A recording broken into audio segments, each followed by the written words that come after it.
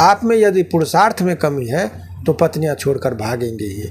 उदाहरण स्वरूप समझिए कि बहुत लोग शादी कर लिए, पत्नी को रख दिए यहाँ पर और चले गए अपने कमाने के लिए विदेश पर, और वहाँ से आप मोबाइल पर पत्नी के साथ वीडियो चैटिंग कर रहे हैं, और वीडियो चैटिंग करने के दौरान जो मर्यादाहीन बातें हैं वो भी आप वीडियो पर आपत्तिजनक चीज़ उसके साथ देख रहे हैं, तो और वहाँ पर चले गए। ऐसे परिस्थिति में पत्नियाँ छोड़कर भागेंगी कि नहीं?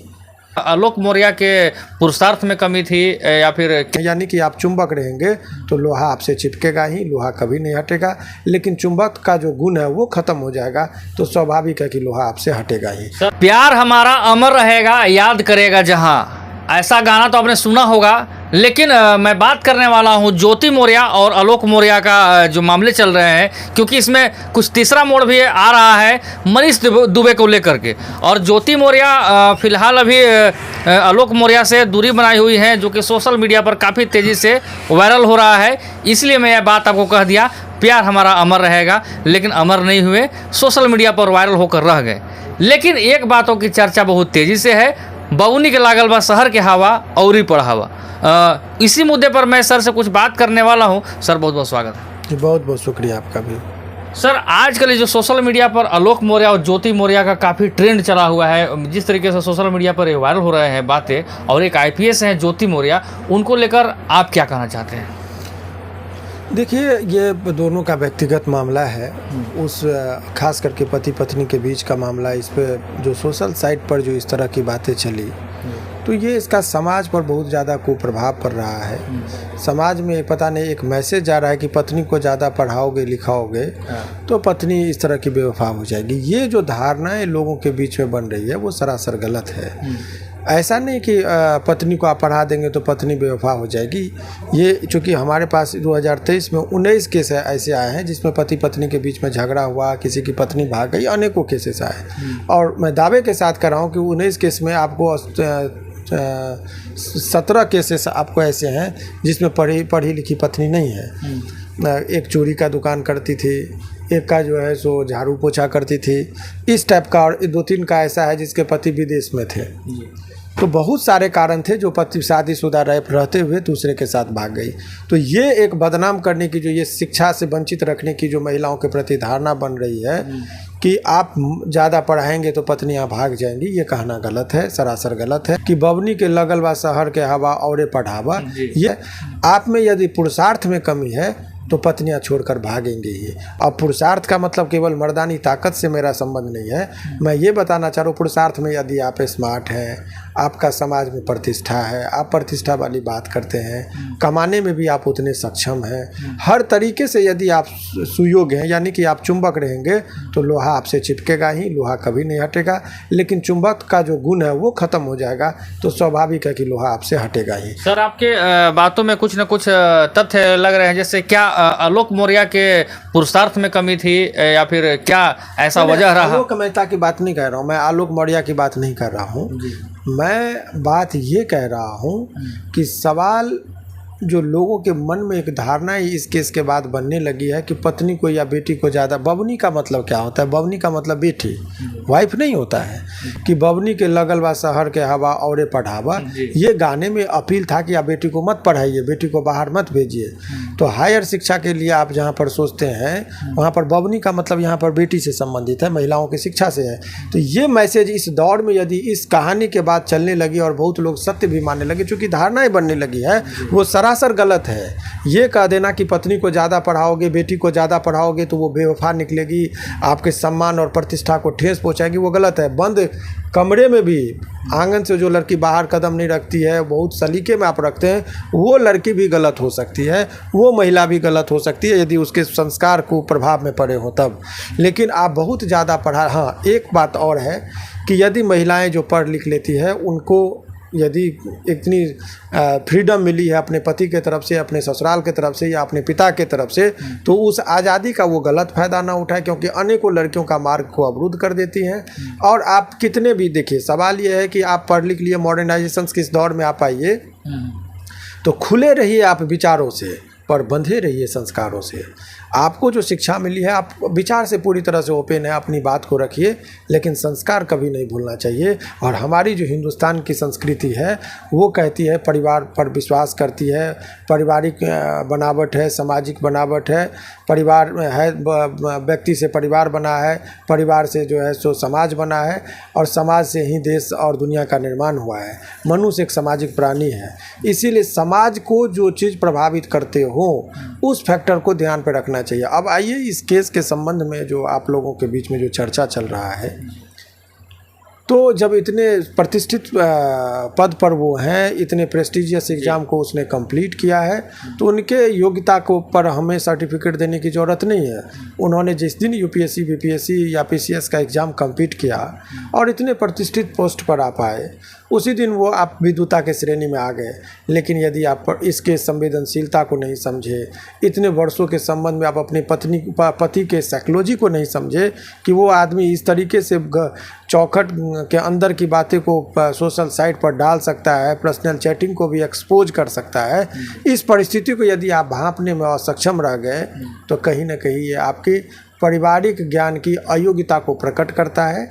इस सब चीज़ पर समय रहते अभी भी है, आप बातचीत करके, काउंसलिंग करके आपको बात को घर की बातें घर तक ही रखें तो ज़्यादा बेहतर है। क्योंकि आप दोनों की इस कहानी से पूरे समाज में महिलाएं जो आगे बढ़ रही हैं, जो जिम्मेदार महिलाएं हैं, प्रतिष्ठित महिलाएं हैं, वो भी कहीं ना कहीं वो आलोचना का शिकार हो रही है, और कहीं ना कहीं मर्द उनको संदेह की दृष्टि से देख रहे हैं। तो इसकी जिम्मेदारी जो है सो कौन लेगा।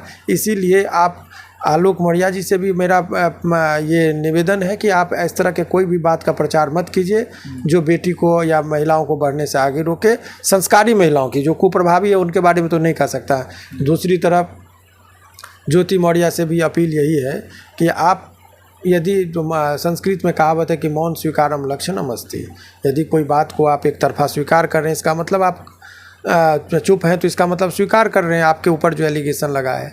तो आप अपनी बात को रख कर जो भी चीज़ है आपको कह देना चाहिए, ताकि एक तरफा जो ओपिनियन बन रहा है वो नहीं बने।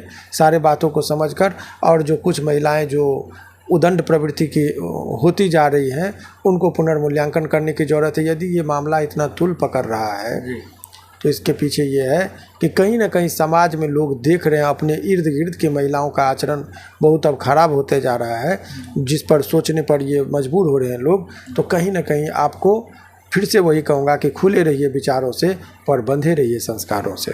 सर, एक सवाल आपसे हमारे हैं कि ज्योति मौर्य आलोक मौर्य के बीच में जो अलगाव हुए, इसका मेन गुनहगार कौन है? ऐसे तो मनीष दुबे से लव अफेयर का मामले आ रहे हैं, चैटिंग में भी बहुत सारे चीज़ आई लव यू से लेकर न जाने कौन कौन से चीज़ को ओपन किए जा रहे हैं, दिखाए जा रहे हैं। आप इसको किस नज़र से देखते हैं? देखिए, इसमें गलती यदि देखिएगा, यदि इस तरह की बातें हो रही है तो 2 घर बर्बाद हो रहा है। तो वो तीसरा आदमी जो इस वैवाहिक जीवन में इंटरफेयर कर रहा है वो भी प्रतिष्ठित पोस्ट पर है। तो उनका यदि इस कलंक कथा में नाम आ रहा है तो उनको पुनर्मूल्यांकन करना चाहिए। मैं नाम नहीं लेना चाह रहा हूँ। तो उनको अभी अपना बात को रखना चाहिए कि आपका क्या लेना देना है। अन्यथा इस पूरे समाज में जो 2-3 लोगों की घटनाक्रम से कहीं ना कहीं बहुत ही पीड़ादायक बातें आ रही है महिलाओं के प्रति, तो ये सब अच्छी बात नहीं है। एक जिम्मेदार पोस्ट पर है तो आप लोगों की जो बातें हैं ये कलंक कथा में ही नाम आ रहा है, अच्छा इंप्रेशन इन लोगों का बन नहीं रहा है। तो इन लोगों को अपने इस गतिविधि पर ध्यान रखते हुए विवेचना करने की ज़रूरत है। कहीं ना कहीं कौन सी जगह चूक हो जा रही है जिस वजह से सामाजिक मुद्दे बन जा रहे हैं। तो आपको और क्षणिक सुख विष के समान होता है।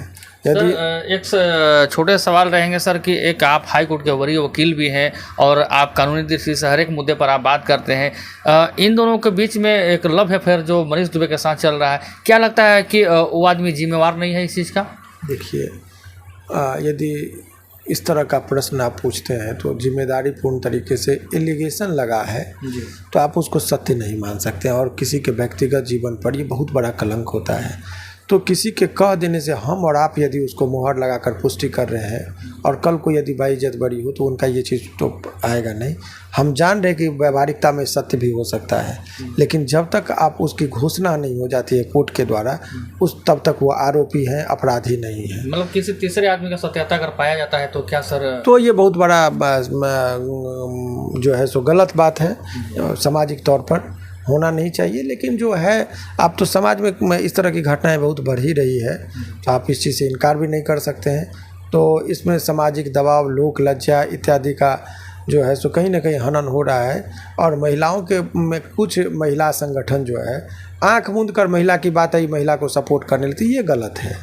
जो गलत है उसको गलत कहिए, जो सही है वो सही कहिए। पुरुष और महिला कोई इंडिया और पाकिस्तान नहीं कि हर मुद्दे पर आप एक दूसरे को जस्टिफाई करने लगते हैं। पुरुष गलत है तो पुरुष की बात होनी चाहिए, महिला जहाँ गलत है वहाँ महिला संगठन को खुलकर उसकी आलोचना करनी चाहिए। लेकिन आपको बयान जब देते हैं तो मैं दावे के साथ कह रहा हूँ कि इस तरह की घटना, महिलाओं के उदन प्रवृत्ति की घटनाएं बढ़ रही हैं, तो इस पर विवेचना करने की ज़रूरत है।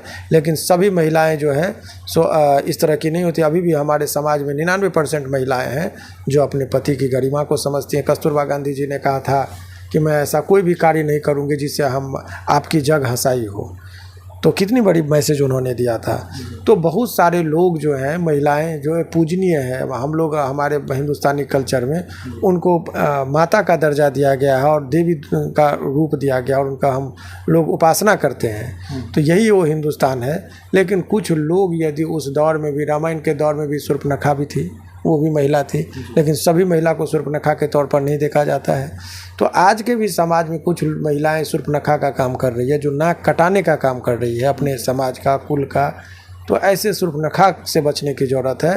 लेकिन सभी महिलाएं इस तरह की नहीं होती, उनका जो जिस कैटेगरी का है उसी कैटेगरी में उनको रहने दिया जाए। आजकल सर सोशल मीडिया पर काफ़ी और भी हस्बैंड जो हैं अपने पत्नियों को दिल्ली से या फिर पटना या फिर खान सर का इंस्टीट्यूट हो, सभी जगह से अपने कुछ पत्नियों को घर बुला लिए हैं। ये जो घटनाएं हुई है ज्योति मौर्या वाले मामले में, तो इसको आप सर किस नज़र से देखते हैं? कुछ महिलाएं भी अपने पति शक नज़र से देख रहे हैं। बहुत अच्छा बात आपने कहा।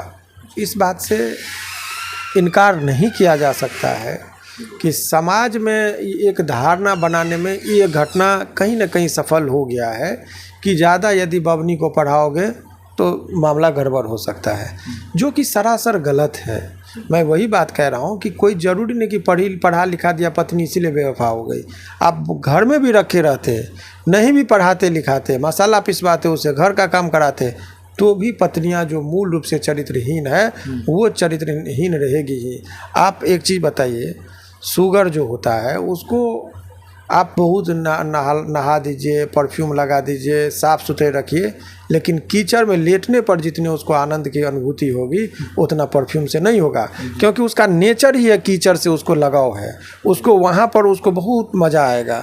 वो जितना वो गंध खाने में उसको मज़ा आएगा, उतना उसको यदि आप मिठाई दीजिएगा उसको पसंद नहीं करेगा। उसके नेचर की बात मैं कह रहा हूँ। तो कुछ लोगों का नेचर, आप उसको कुछ भी बना दीजिए, प्रधानमंत्री बना दीजिए, डीएम, कलेक्टर, मजिस्ट्रेट, कुछ बना दीजिए, वो जो टेंडेंसी है उसको बाहर में मुंह मारने की, वो साइकोलॉजी उसका यदि बन गया, तो इस तरह के लोगों को ये कह देना कि शिक्षा दिया इसीलिए, तो वो नहीं। उस शिक्षा में अलग चीज़ है, नौकरी अलग चीज़ है, लेकिन ये जो मन जो आवारा होता है ना, वो अलग चीज़ है। तो आवारागर्दी बहुत सारे पढ़े लिखे लोगों का जिक्र हुआ कि एक्स्ट्रा मैरिटल अफेयर रखा। मटुकनाथ प्रोफेसर थे, उनकी कहानी बहुत चर्चा में रही थी उस टाइम में जब जूली नाम की लड़की से मोहब्बत की। लेकिन आज जूली का क्या है, कहाँ है, रोते हुए विदेश से आया उसका तस्वीर। तो ये कह देना कि पढ़ लिख लिया या पढ़ा लिखा दिया इसीलिए पत्नी बेवफा होगी, ये कहना गलत है। लेकिन दूसरा तरफ है, पुरुषार्थ में यदि कमी है तो पत्नियां भागेंगी ही। इसलिए अपने पुरुषार्थ में लाइए निखार। पुरुषार्थ में निखार का मतलब अपनी योग्यता, अपनी बुद्धि, विवेक, अपनी आमदनी, अपने समाज में स्टेटस इत्यादि के साथ साथ आपकी मर्दानी ताकत इत्यादि चीज़ पर यदि आपको निखार लाएंगे तो कभी पत्नी छोड़कर नहीं भागेगी। जैसे कि यदि चुंबक रहेंगे तो यदि चुंबक का शक्ति कायम रहेगा तो लोहा उससे कभी अलग नहीं हो सकता है, उसी तरीके। लेकिन चुंबक तो आपका ख़त्म होगा तो लोहा स्वतः गिर जाएगा। तो आप चुंबकत्व जो का आपका आकर्षण जो है, आप अपने पर्सनैलिटी इन द सेंस कि केवल वो लुक वाइज नहीं, अध्यात्म से भी पर्सनैलिटी डेवलप होती है, इंटरनल आपकी योग्यता से भी पर्सनैलिटी डेवलप होती है, ज्ञान से भी आपकी पर्सनैलिटी डेवलप होती है। तो इंटरनल चीज़ पर जब आप मेहनत करेंगे तो स्वाभाविक है कि आपकी जो पत्नियां हैं या जो आपकी जो और भी लोग हैं वो कभी आपसे अलग नहीं होंगे। लेकिन आप अपने धर्म और कर्म ये दो बहुत टर्म है कि आप कर्म कीजिए, साथ में धर्म को जोड़े रखिए। जब धर्म और जहाँ धर्म और कर्म होगा वहाँ स्वाभाविक है कि पुरुषार्थ में आपका विकास होगा। तो बहुत लोग कर्म कर रहे हैं, धर्म की राह मार्ग छोड़ दिए। बहुत लोग केवल धर्म ही कर रहे हैं, कर्म का मार्ग छोड़ दिए। तो ऐसी परिस्थिति में अब ये उदाहरण स्वरूप समझिए कि बहुत लोग शादी कर लिए, पत्नी को रख दिए यहाँ पर और चले गए अपने कमाने के लिए विदेश, परदेश, दोनों टर्म यूज कर मैं, परदेश और विदेश आप समझ रहे हैं। देश से बाहर तो हो गया विदेश, और अपने राज्य से बाहर चले गए तो परदेश हो गया।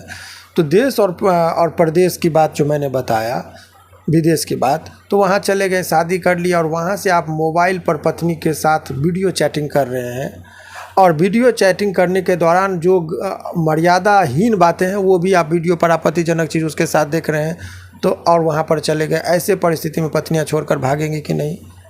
तो वो चीज़ आपको समझना होगा। आप तो जाकर बहुत सारे विकल्प आपके पास हैं, लेकिन उस पत्नियाँ के पास क्या है? और 99% लोगों के साथ इस तरह की घटनाएं हो रही है। तो हम लोगों के पास जब केस आता है तो हम लोग उसको काउंसलिंग करते हैं और समझाते हैं, और अनेकों घर को हमने बसाया है, लोगों को समझा बुझाकर घर नहीं टूटे। तो बहुत सारे यहाँ बहुत लोग पैसा कमाने के चक्कर में अपने घर में समय नहीं दे पाते हैं। तो परिवार के लिए भी समय आपको निकालना पड़ेगा। परिवार के प्रति जो आपकी जिम्मेदारी है उसको भी देखना होगा, समाज के प्रति जो जिम्मेदारी है उसको भी देखेंगे तो एक सुंदर आपका भविष्य बनेगा। लेकिन ये कह देना कि बबनी को पढ़ाएंगे तो लगल शहर के हवा औरे पढ़ावा, ये कहना गलत है। ये गाने का जिक्र आज के इस दौर में, आधुनिक युग में हो रहा है, तो हिंदुस्तान को शर्मसार करने वाली बात है।